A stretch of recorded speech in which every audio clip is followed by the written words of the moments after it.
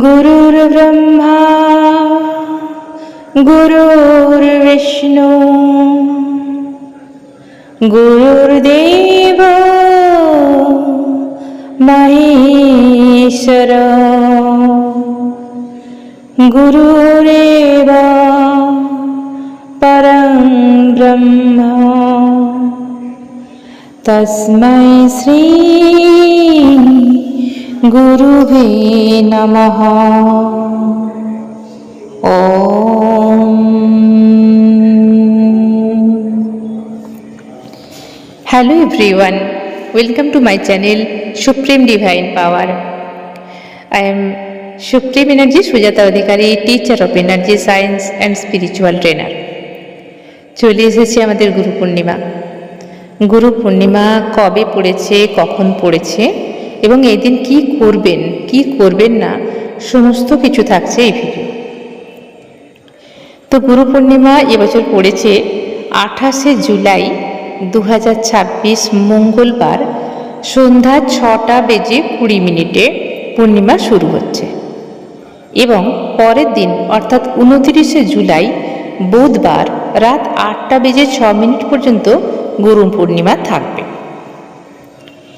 এই গুরু পূর্ণিমার দিন আমরা সত্যনারায়ণ পুজো কখন করব? শ্রী শ্রী সত্যনারায়ণ পুজোর শুভ মুহূর্ত হলো 28শে জুলাই মঙ্গলবার সন্ধ্যা 6টা বেজে 20 মিনিট থেকে রাত 7টা বেজে 52 মিনিটের মধ্যে এবং এই দিন পূর্ণিমার নিশি পালন অনুষ্ঠান হবে। কারণ যেহেতু এই দিনটা নিশি পাচ্ছে তাই নিশি পালন এই দিনে হবে। এই দিন 29 তারিখে গুরু পূর্ণিমা, পূর্ণিমার ব্রত ও উপবাস এবং আষাঢ়ী পূর্ণিমা এই দিনেই হবে এবং শ্রী শ্রী ব্যাসদেবের পূজাও এই দিনে আমরা করব। ঠিক আছে, তাহলে এই দিন ব্যাস পূর্ণিমাও কিন্তু বলে, এই দিনটাকে ব্যাস পূর্ণিমাও বলা হয় আর গুরু পূর্ণিমা। তাহলে আমরা 29 তারিখে বুধবার আমরা গুরু পূর্ণিমা পালন করব। 29 তারিখ পড়েছে বুধবার, 29শে জুলাই যেটাকে বলা হয়। 29শে জুলাই 2026 আমরা বুধবারে গুরু পূর্ণিমা পালন করব। তো চলুন জেনে নেওয়া যাক এই দিন আমরা কি কি করব এবং কি কি করব না। এই দিন সকাল সকাল ঘুম থেকে উঠতে হবে। আমাদের প্রত্যেকে যে যার গুরু আছে, স্পিরিচুয়াল গুরু হতে পারে, শিক্ষক হতে পারে, এমনি আমাদের যে পড়াশোনার টিচার হতে পারে, এরা তো আছেই। এছাড়া স্পিরিচুয়াল গুরু তো অনেক মানুষের আছে, অনেক বাড়িতে গুরু আসেন। সবার বড় গুরু হলো মা বাবা। তাই এই দিন আমাদের মা বাবাকে ভক্তি ভরে প্রণাম শ্রদ্ধা জানানো ভীষণ জরুরি। এছাড়া আমাদের যদি টিচার থাকে, যদি আমাদের পড়াশোনার টিচার হয় তাকে আমরা প্রণাম জানাবো, তার সঙ্গে পারলে দেখা করব। হ্যাঁ, আর যদি আমাদের স্পিরিচুয়াল গুরু থাকে, যদি দূরে থাকে বা এই লাইফে থাকে, তাহলে আমরা পারলে তার সঙ্গে যোগাযোগ করার চেষ্টা করব, তার সঙ্গে কথা বলার চেষ্টা করব, চাই ফোনে বা ভিডিও কলে। এই দিনে আমরা তার সঙ্গে সাক্ষাৎ করব, কথা বলবো, প্রণাম জানাবো এবং যদি এই দুনিয়ায় তিনি আর না থাকেন তাহলে আমরা ভক্তি ভরে প্রণাম জানাবো তার এনার্জিটাকে। তো এই দিনে গুরু পূর্ণিমার দিন গুরুকে কিছু আহারের ব্যবস্থা যদি করে দেওয়া যায়, কারণ গুরুর কাছে খাবারের কোনো অভাব হয় না, কিন্তু যদি কোনো মানুষ গুরুকে কিছু ফলাহারের জন্য ফল কিনে দিতে পারে, দূরে থাকলে কিছু টাকা পয়সা পাঠাতে পারে, বস্ত্র দান করতে পারে, মানে এটাকে দান বলবো না, ঠিক গুরুকে কখনো দান করা যায় না। ভক্তি ভরে নিজের থেকে কিছু দেয়া, যাতে সন্তুষ্ট হওয়া। কারণ গুরুর জন্য আমরা কী বা করতে পারি? গুরু হচ্ছে আমাদের অনেক ওপরের লেভেলের, যিনি ভগবান ব্রহ্মা বিষ্ণু মহেশ্বরেরও ওপরে বলা হয় গুরুকে মানা হয়। গুরু ছাড়া গতি নাই।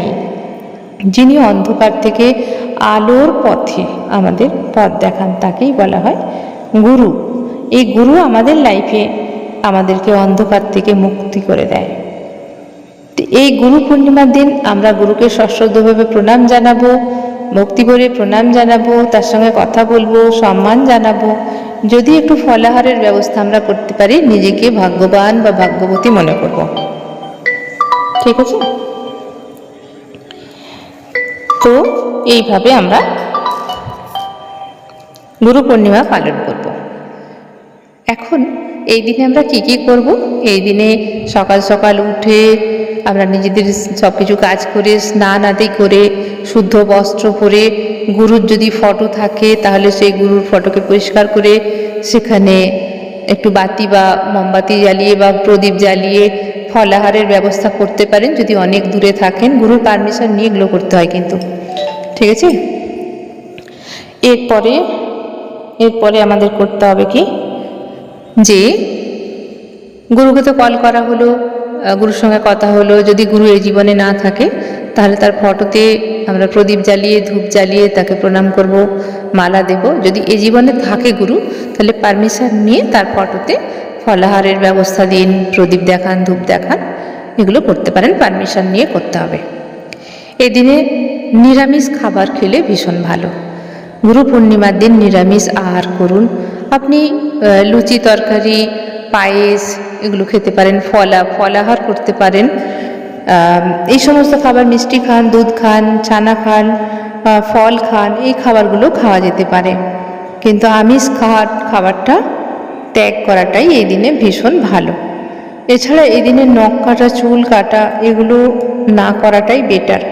নেশাদ্রব্য জিনিস যেগুলো মানে একদম ডিপার লেভেলের নেশা, এগুলো থেকে অ্যাভয়েড করা উচিত। আর এই দিনে আমরা গুরু মন্ত্র চ্যান্টিং করব এবং গুরু প্রণাম, এগুলো সব কিছুর মধ্যে দিয়ে গুরুকে উদ্দেশ্য করেই আমরা এই দিনটাকে পালন করব। এছাড়া ব্যাসদেবের পূজা আমরা করতে পারি, গুরু বলা হয় ওনাকে।